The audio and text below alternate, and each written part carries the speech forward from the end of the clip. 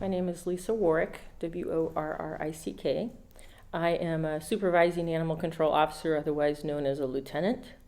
I am basically the person that oversees the officers, their responses to calls, making sure that the calls are being handled properly, making sure that the officers are getting what they need, and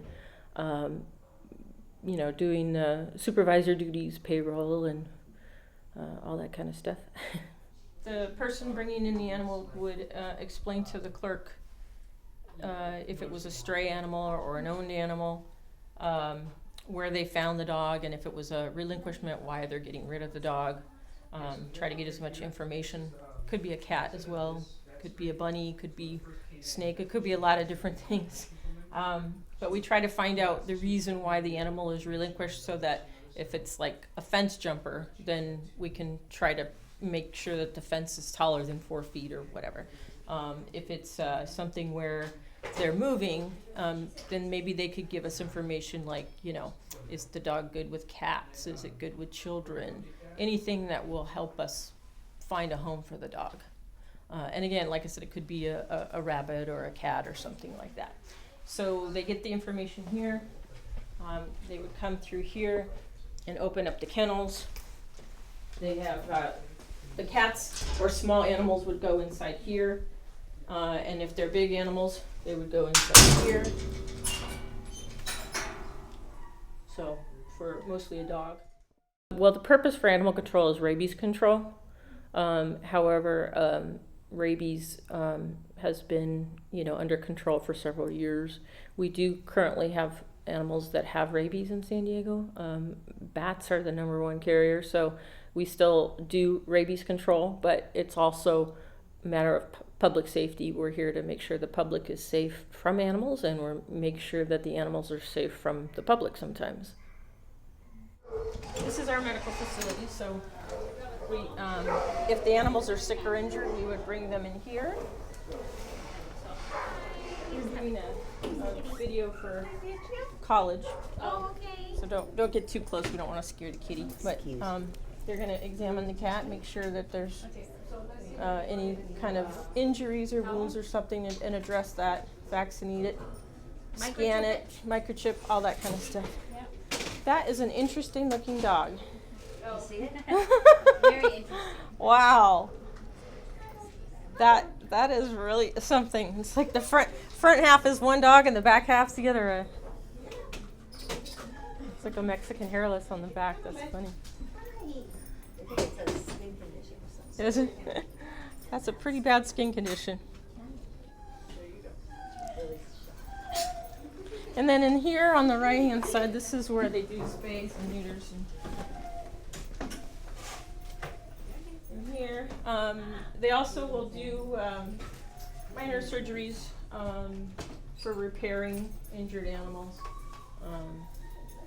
depending on what the situation might be. Sometimes they have to suture wounds, and dress wounds and stuff like that. We're actually going to be getting a whole new medical suite here soon. If it's a severely injured animal, and sometimes surgery is not an option. For instance, we had a little 2-month-old puppy that was paralyzed, and that's not something that we're able to handle here, and so he had to be euthanized.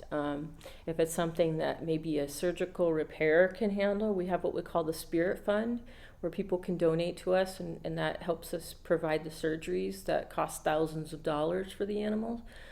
So sometimes we can do that, but if it's something where even a surgical repair wouldn't be really feasible because of the type of break it was, or maybe the animal also has a parvo or distemper, or it has a behavior issue, it wouldn't make sense to fix the leg when it has other problems. You know what I mean?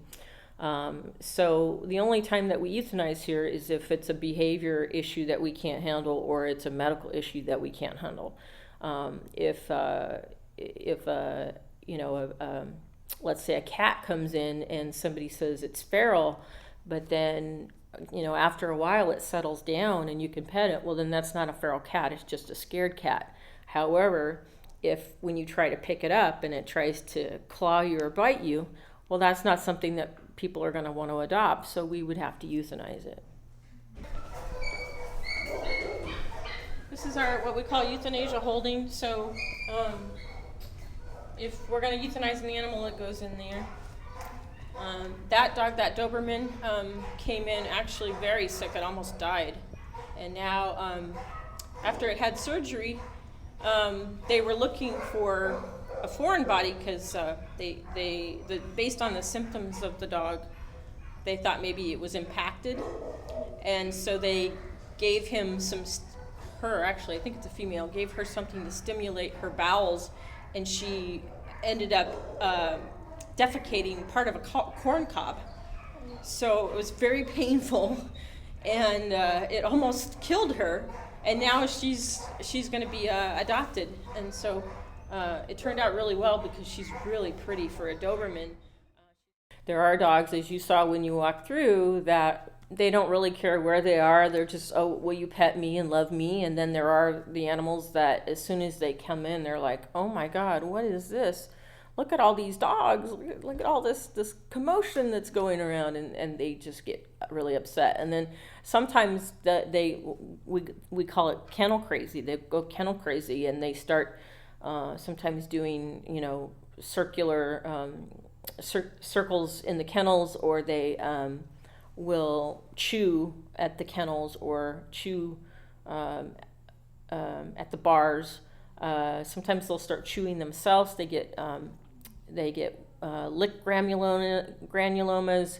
They get what they call happy tail because their tail will hit things and literally the tip of the tail will get raw and bloody and open up and start spraying blood. And sometimes they paint with their feces. They step in their feces and just get it all over the kennels. So sometimes they just do not do well in the kennels. And, we try to get those kind of dogs out of the shelter and get them into rescues as much as we can. But sometimes they end up having to be euthanized because people, aren't willing to adopt an animal that does that kind of stuff. This is where we have our cats. So these are feral cats or they're medical cats. So these are in isolation off public view because we don't want the public back here to spread disease to the animals or stress out the animals that are feral. So for feral cats, we have these boxes, and they really like to stay in the boxes because that makes them feel more secure. And you'll see their little eyeballs staring back at you, but we try to be kind of calm and quiet in here because they get so stressed out. And as you see, he's a big old male tomcat, and he's been through the ringer. He's got all sorts of wounds and scrapes and tears on him because, males fight. And you see how big his jowls and his head is. He's a few years old and he's not been neutered. And that's a typical sign of not being neutered. Well, for cats especially, May is what we call Mount May, is the season that we get kittens in. And they call it Mount May because you'll see the statistics go up right at May. And that is because of the weather. Typically, animals get more active as it gets more summery, more pleasant weather. Just like you don't want to go outside when it's raining, the animals don't like to go outside when it's raining as well. So you end up having more puppies and kittens and dogs running loose in the summertime. Now the ones that are sick, once they're healed and once they're better, I don't want to go inside here because these guys are really sick. They when they sneeze and they cough, they can get the stuff on you. The one in the middle is really sick. You can hear her kind of struggling to breathe. So what they'll do is they'll run through a round of medication. And usually after like 10 days, I think it is, they go out on the floor and they're healed and they're ready to go.